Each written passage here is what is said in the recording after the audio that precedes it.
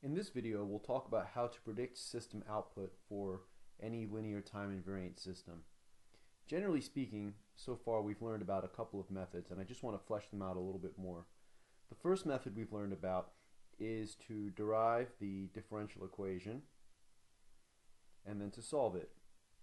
And when you solve the differential equation, if you do it properly, you'll get both the steady state response and you'll get the transient response. The transient response is the response that you get when you provide zero input, and the steady state response is when you solve the differential equation for an input that's for a specific input.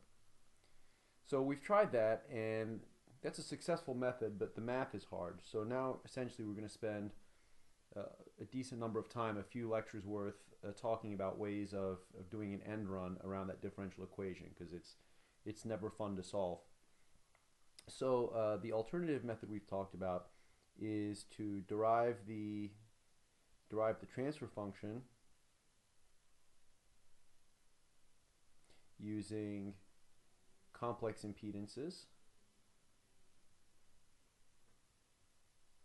Okay, those are your Z values.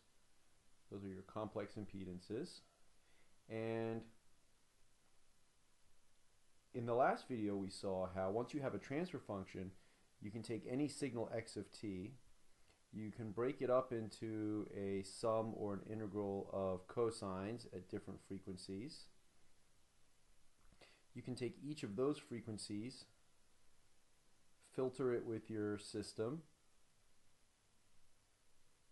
and then your output will be the sum of the individual cosines. So you'll get, essentially, you can think of it as a y1, a y2, a y3 at each of the frequencies, and then their sum or their integral goes back to give you the final answer of y of t. Okay, so that's essentially the method that we looked at before, and that works pretty well. The only limitation of this is that once you're dealing with the transfer function, you're essentially only finding the steady state. Okay, you're finding the steady state response. You're not really dealing with the transient response. In many situations that's okay though. Okay, that's hardly ever a problem. But what I wanted to really draw your attention to in this video was that there's a very elegant mathematical way to formulate all this.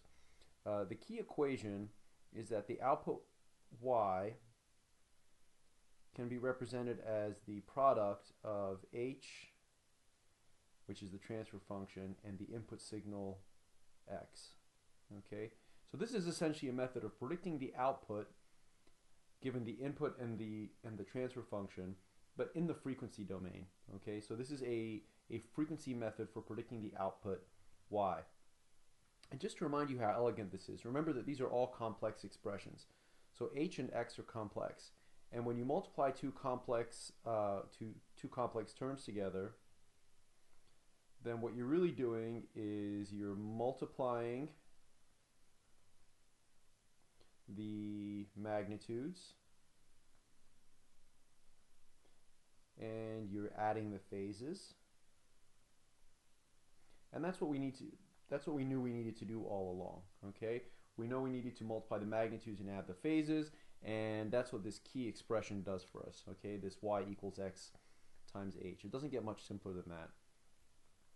Another way of representing this is to think we're starting with some input signal x of t. We're taking its Fourier transform to get x of omega. Then we're taking the transfer function h of j omega, and we're multiplying them. So we're going to multiply them together. H times x, and that will give us essentially the Fourier transform of the output signal y. If we actually want to know what the output signal y looks like with respect to time, we can just take its inverse Fourier transform, which we did in the diagram above, just by summing together the individual cosines. That's effectively an inverse Fourier transform, and we get our value for y of t. So in effect, this is a way of predicting the output using a frequency-only analysis.